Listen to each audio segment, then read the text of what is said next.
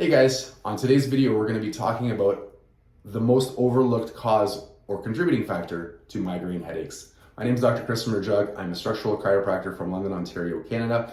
We help people with spine-related health problems get better through the power of structural chiropractic care and life by design principles. I'm in the examination room, and what I have on the board behind me is an actual patient whose x-rays I just got back. I haven't marked them up, but I'm looking through them. She's a migraine sufferer. I think it would be important to take you through what I'm already noticing without even making my own lines on the radiograph. So let me give you a little bit of history on this case. This is a person who's been suffering with migraine headaches for 25 years. They were in a car accident 20 years ago, and after the accident, the headache started to get worse. Now, there's a couple of things that come to mind.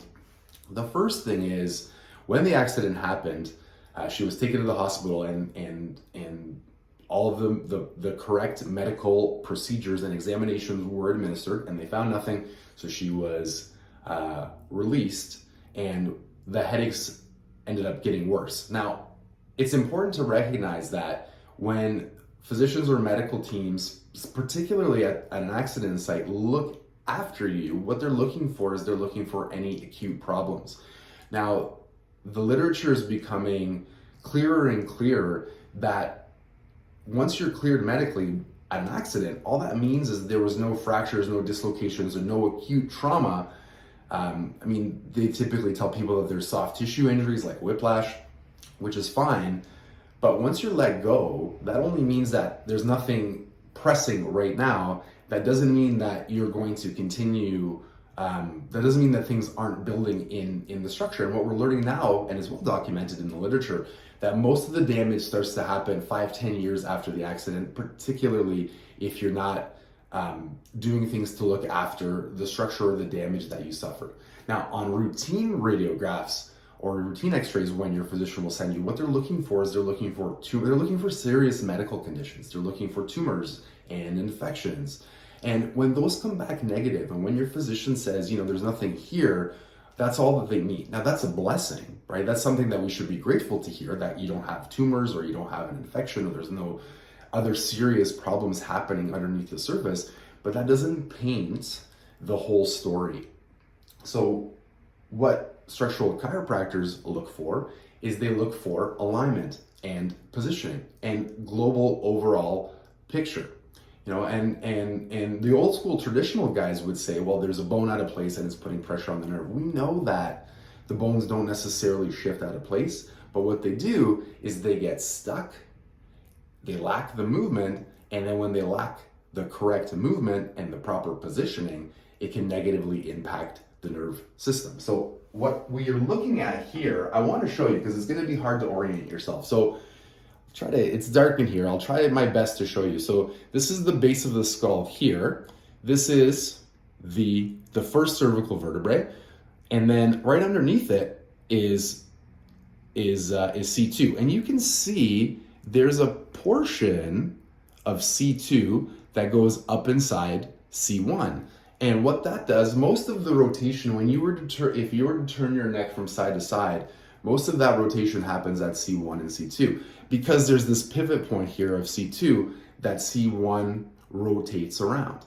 Now, the way they shoot the film is they get you to open your mouth to get the teeth out of the way because the teeth are bones, and we want to look at C1 and C2. Now, I can't remember if I said this or not because I've tried shooting this video 100 times, but these are unmarked. So there's markings that I have to place on them for the measurements, but I can see just by looking at them with my blind eye where some potential concerns are, and I want to show them to you, okay?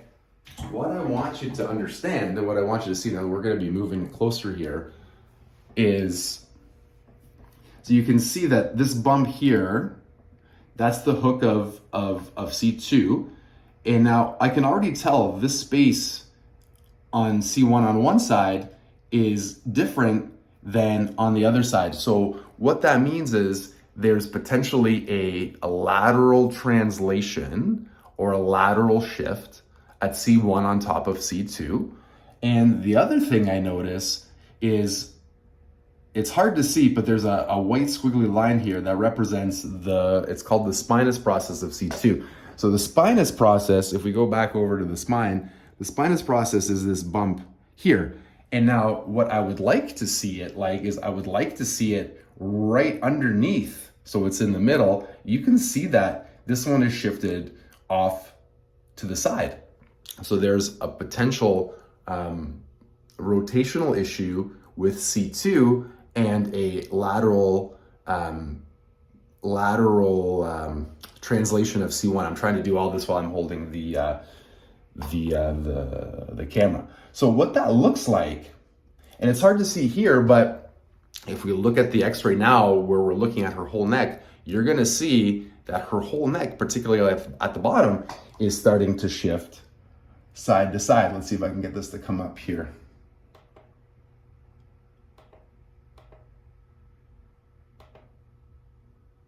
Yeah, so see when we're looking at her, so it's the same person, you can see that at the base here, what's happening is it looks like the spine is starting to translate over to the right, but really what that's showing me is that her whole head now is shifted to the left-hand side. Now, it bears repeating that this person had no idea that this was happening in her spine. Nobody ever bothered to measure. And the idea is if these vertebrae are shifted, what they're doing is they're not moving properly. And if they're not moving properly, there is the potential for it to be making the nerves that come out of the neck. Again, your nerve system functions on movement. If things need to move correctly, if they're not moving correctly, it could be changing the signals, and that could be could be the cause. We'll see if she chooses to go ahead with care. But it could be one of the causes or a contributing factor to what's happening with her migraine headaches. Okay, so we got to make those measurements, and then we can start making corrections on this person to get everything moving well and help the movement of her spine, which will help her nerve system, which will help her body heal and deal with the migraine headaches better. Okay, if you have any comments or questions, please post them below. I'd be happy to answer any comments or questions. Please like, share, and subscribe, and we'll talk to you next time.